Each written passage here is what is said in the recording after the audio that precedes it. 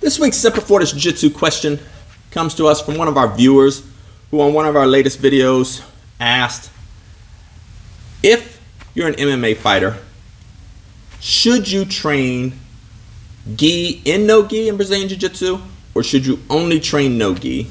And if you only train no Gi, should you continue to get promoted in the Brazilian Jiu Jitsu belt ranks even though you're not training Gi? And I thought it was a great question. I have not coached MMA fighters in over a decade. So what I want to say first off, before I get into my personal answer, is you have to ultimately find a coach and a team to get you ready for MMA fights that you believe in and that you trust.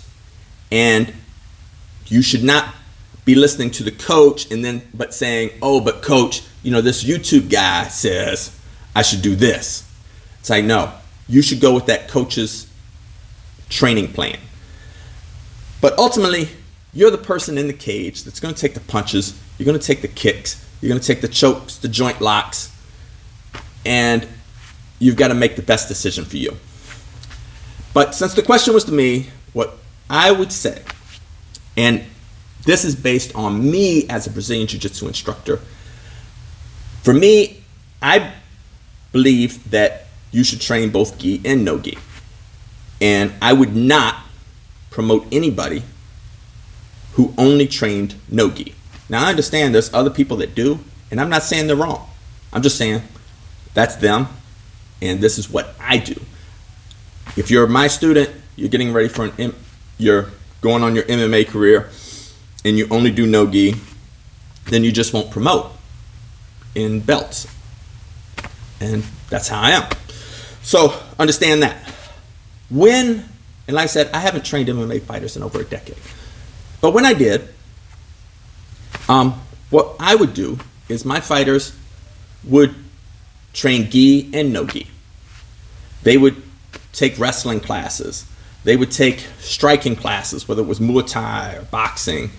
And so they would have something to complement their Brazilian Jiu-Jitsu on the feet, on the ground. They would do judo classes, focusing on takedowns. But in addition, we'd have them swimming in the pool doing laps. We'd have them jogging. We'd have them out back turning it over a big tractor tire.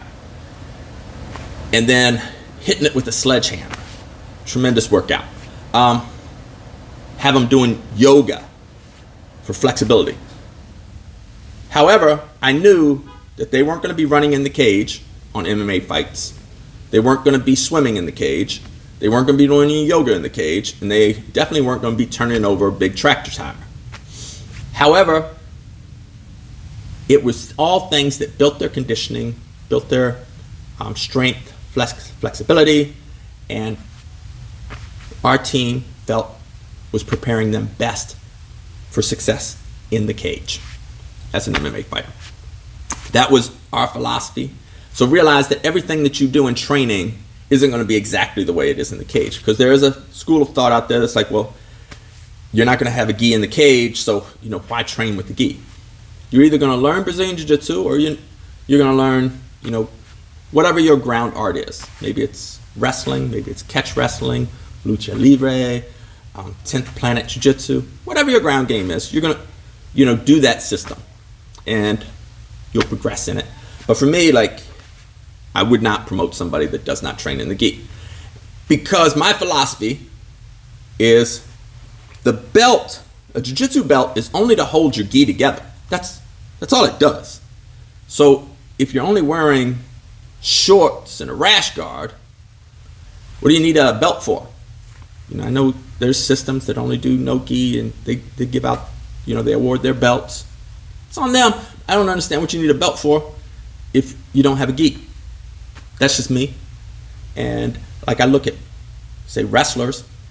We've been doing wrestling for over 1,000 years on this earth. And wrestlers have never had a belt other than, WWE, WWF, NWA, World Championship Wrestling. like the professional wrestling, that's like the only belts they would do. Like wrestlers they wrestle, and you're either good at wrestling or you're not good at wrestling. It's like, so belt rank, I don't understand why people give belts when you're not going to wear a belt. I guess you could wear it, I don't know, in your no-gi outfit, but so that's my thought process. Find a good coach, good team that's going to build you up, get you ready for the fight, and go with their advice. But that's my 2 cents on should you train in gi. I think you should. And if you only train in no gi, should you get belts, awarded belt ranks in Brazilian Jiu-Jitsu? I don't think so. But that's just for me. At your school or your association, it could be different. And I'm not saying they're wrong, I'm just saying they're different. And that's what makes the world go around, is we're all different.